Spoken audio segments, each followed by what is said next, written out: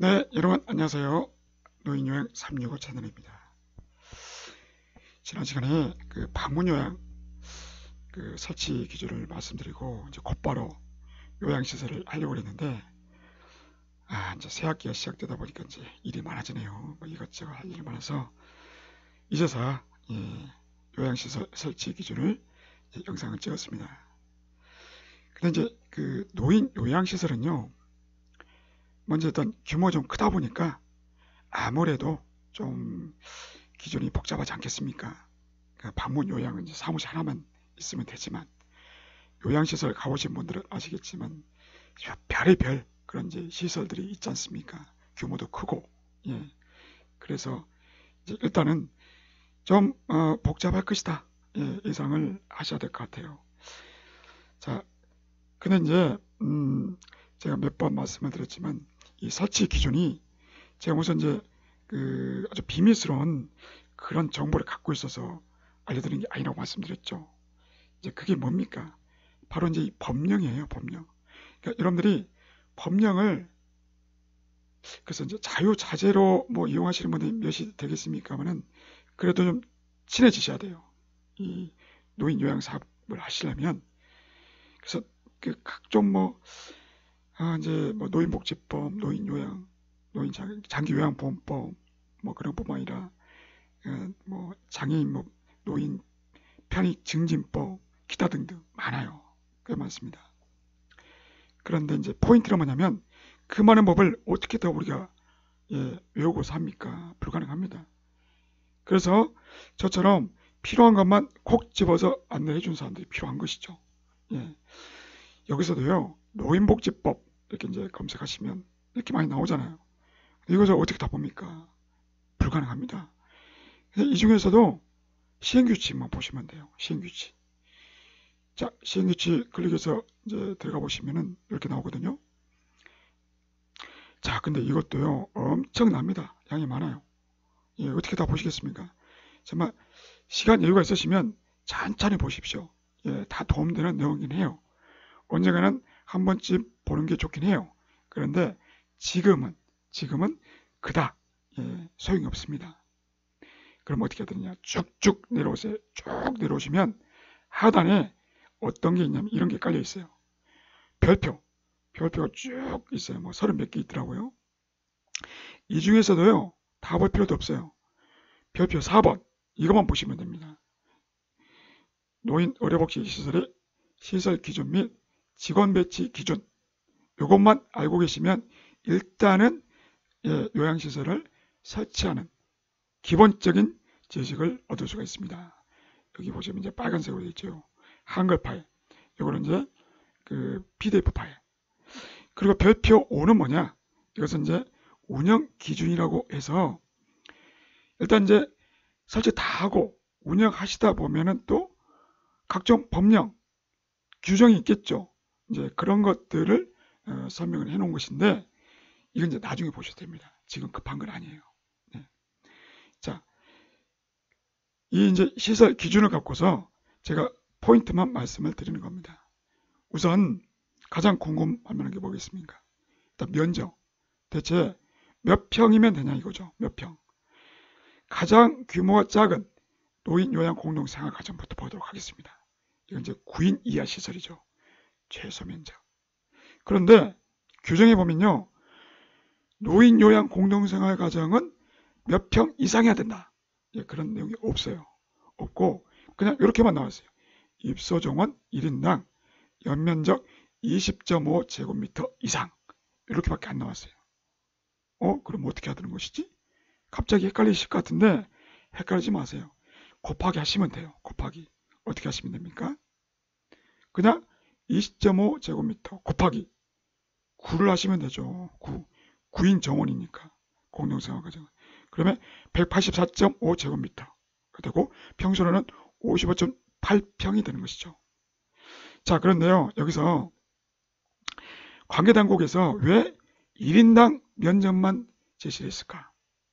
그건 뭐냐면 공동생활 가정은 무조건 9명 정원의 시설 갖춰야 된다라는 것은 규정이 없습니다. 무슨 말인가니?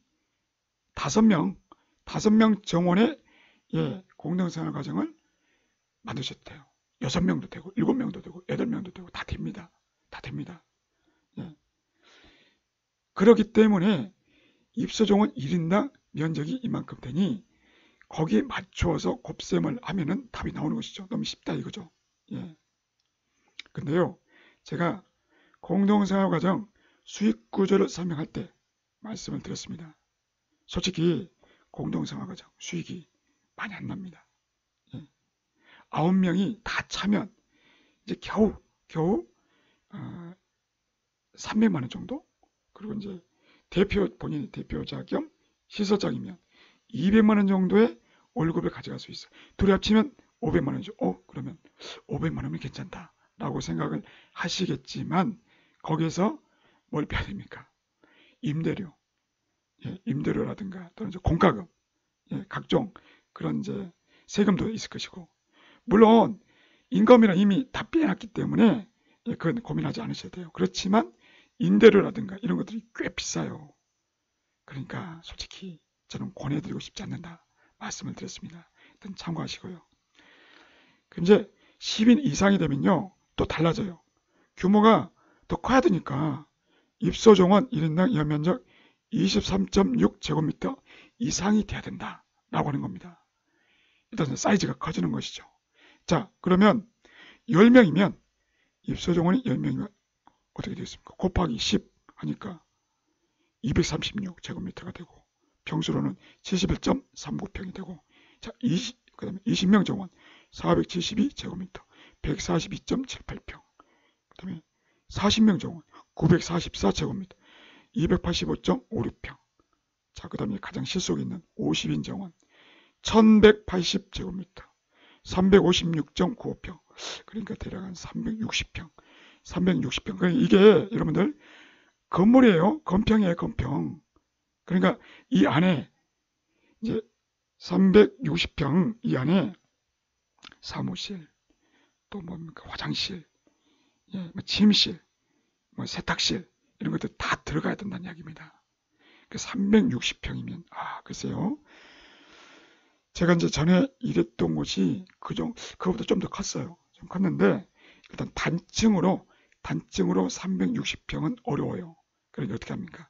층을 올려야 되겠죠. 층을 이제 4, 5층 그렇게 이제 올리시면 1층 한 이제 한 3, 40평, 2층 3, 40평 그렇게 하면 이제 한 3층? 3층이나 4층 그 정도면 되겠네요. 그래서 이제 주로 위를 올리고 이렇게 단층으로 안 되다 보니까 이제 올렸죠. 그러면 뭐가 필요하겠습니까? 엘리베이터가 있어야 되죠. 엘리베이터. 나중에 자세히 설명드리겠지만 엘리베이터가 아주 작은 규모인 경우에는 한 2천만 원부터 시작을 한다고는 그래요.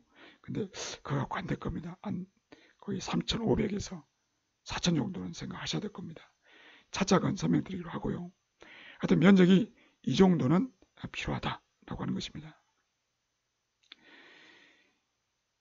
자, 이번에는 이제 내부에 필요한 이제 시설인데요. 침실, 사무실, 요양보호사실, 자원봉사자실, 의료 및 간호사실, 물리치료실, 프로그램실, 식당 및 조리실, 비상체외 대비시설, 화장실, 세면장, 목욕실, 세탁장, 세탁물 건조장, 많이 갖춰야 됩니다. 다 필요해요. 진짜 일을 하다 보면 진짜 이거 안 했다가 큰일 날 뻔했네? 그런 게 많아요. 다 있어야 됩니다. 근데 여기서요 특징이 있어요. 뭐냐면 규모가 작은 시설은 몇 가지를 하나로 합쳐서 이용할 수가 있어요. 보십시오.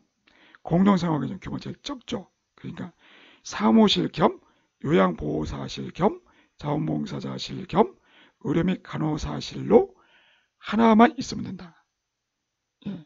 사실은 그냥 사무실 하나만 있으면 된다. 그 소리입니다. 그 다음에 물리치료실 겸 프로그램실을 하나만 갖추면 된다. 이것도 역시나 물리치료실은 안 갖춰도 돼요.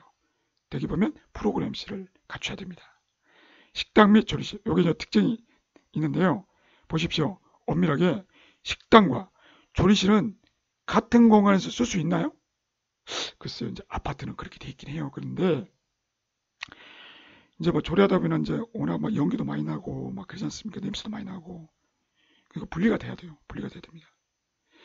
그래서 실제로는요, 조리실만 갖추시면 된다는 소리예요.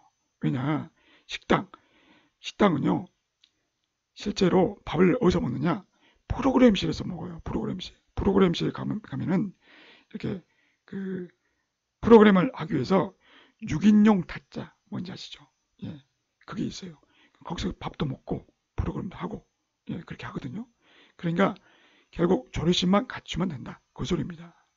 비상재해 대비시설은 소방과 관련된 내용이기 때문에 이건 좀 전문적이라 나중에 시간을 할애해서 설명드리도록 하겠습니다. 또 화장실 겸 세탁장 겸 목욕실 겸 예, 세탁장 예, 여기 하나만 있으면 된다. 그 소리입니다. 이처럼 규모가 작은 경우에는 여러 시설을 그 한 공간에서 같이 할 수 있게끔 해도 된다. 그런 이야기입니다. 근데 이제 일하다 보면요. 이제 세탁장과 건조장이 같이 돼 있잖아요. 그래서 이제 요즘같이 미세먼지가 심한 시기에는 밖에다가 예, 빨랫감을 넣는 것도 쉽지가 않고 그리고 이제 요양시설은 하루에 빨래할 것이 어마어마합니다. 진짜 여러분들 상상 초월입니다. 그러니까 언제 밖에다가 예, 마당에다 늘어가지고 건조를 합니까? 어렵다는 거예요. 그러니까 현실적으로는요. 결국 그 세탁실에 세탁기 아주 진짜 대형 세탁기 예, 제가 한 30kg 예, 그 정도 됐던 것이 제 기억으로는 한 1200만 원 정도 됐던 것 같아요. 어마어마하게 커요. 한번 이제 이렇게 탈수 그 기능으로 돌아가지 않습니까? 그러면 바닥이 진짜 마치 지진 난 것 같습니다. 그 옆에다가 이제 건조대 그것도 엄청나게 커요. 그것도 한 800만 원 정도 합니다.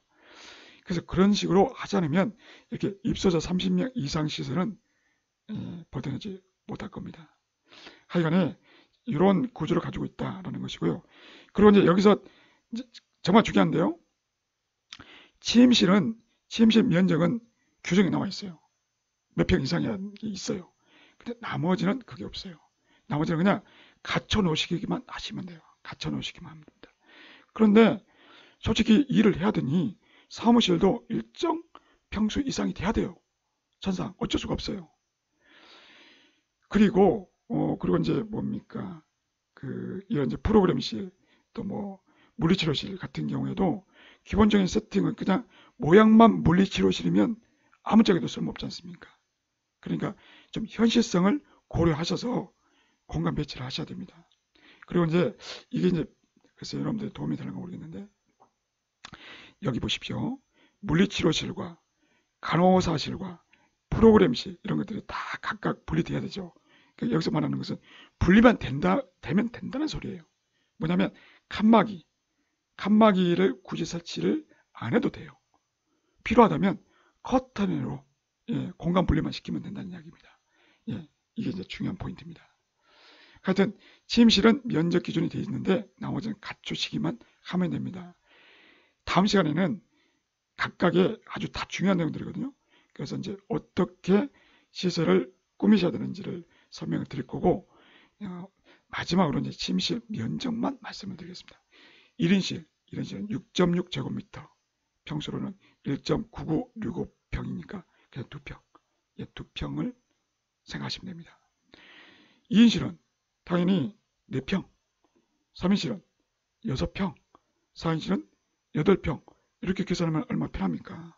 예. 그리고요 보십시오. 1인실 답답하죠. 그러니까 특별한 증상이 있는 분, 뭐 치매가 심하거나 예, 뭐 그런 경우가 아니면요 1인실은 별로입니다. 예. 그 입소자도 어르신들도 혼자 있는 것을 무서워하십니다. 차라리 2인실 더 좋은 것은 뭔지 아십니까? 4인실을 제일 좋아해요. 4인실 희한하죠. 그러니까 어르신들은요 치매가 걸리신 분들 특히나 그런데 약간 혼자 있는 것에 대한 두려움이 커요. 그래서 오히려 2인실, 3인실, 4인실을 선호하는 경향이 있습니다. 뭐 100%는 아니지만 제가 이제 경험상 그렇더라는 것이죠. 하여튼 이 평수를 잘 기억하시고 공간 활용 측면에서도 1인실은 정말 답답해 보입니다. 2인실 조금 여유가 있죠. 3인실 조금 여유가 있어요. 4인실이 가장 널찍합니다. 예. 그리고 이제 6인실 다 가능해요. 그러나 누가 보더라도 5인실 이상은요 답답해 보입니다. 이것은 생활 공간이 아니라는 느낌이 확 드는 거예요. 저는 10인실을 가봤어요. 근데 정말 여기는 글쎄 어르신들이 여기 진짜 요양원인지 병원인지 구분을 못 하실 것 같아요. 별로더라고요. 그래서 대개 보면 4인실에서 끝납니다. 예. 자, 오늘은 여기까지 하고요. 다음에는 이제 주해관보호센터 그 설치 기준도 말씀을 드려야 되고, 그리고 이제 침실에 대해서 또 뭐 생화인실에 대해서 또 뭐 화장실 뭐 기타 등등 아주 중요한 내용이 많습니다. 차근차근 설명을 드리도록 하겠습니다. 여기까지 하겠습니다. 고맙습니다.